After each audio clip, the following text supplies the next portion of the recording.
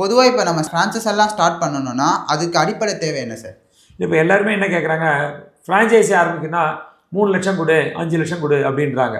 இப்போது பிராண்டிங் பண்ணுறது ரொம்ப இம்பார்ட்டன்ட் ஆச்சு. எது இருந்தாலும் நம்மளே என்ன பண்ணோம், ஏதாவது பிராண்ட் இருந்தால் போய் வாங்குறோம், பிராண்ட் இல்லைன்னு வாங்க மாட்டோம். அப்போது ஃப்ரான்ச்சைஸியில் என்ன அட்வான்டேஜ்னா பிராண்டிங் கொடுக்குறாங்க. அந்த நேம் எல்லாருமே ஆல்ரெடி விசிபிளாக இருக்குது.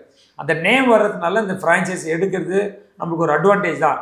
ஆனால் ஃப்ரான்ச்சைஸி காசுலேயே மொத்த பணத்தையும் கொடுத்துட்டு நம்மளுக்கு லாபமே இல்லைன்னு என்ன ஆகும், லாஸ் ஆகி சீக்கிரம் முடியும் போயிடுவீங்க. Okay sir. இப்போ ஃப்ரான்ச்சைஸ் ஸ்டார்ட் பண்ணுறது நல்லதா, இல்லைனா நம்மளே ஓனாக பிஸ்னஸ் பண்ணுறது நல்லதா சார்? இல்லை, நம்மளே ஓனாக பிஸ்னஸ் பண்ணால் நம்மளுக்கு லாபம் இருக்குது. பிராண்டு தெரியாமல் சில பேர் வாங்குறதில்ல.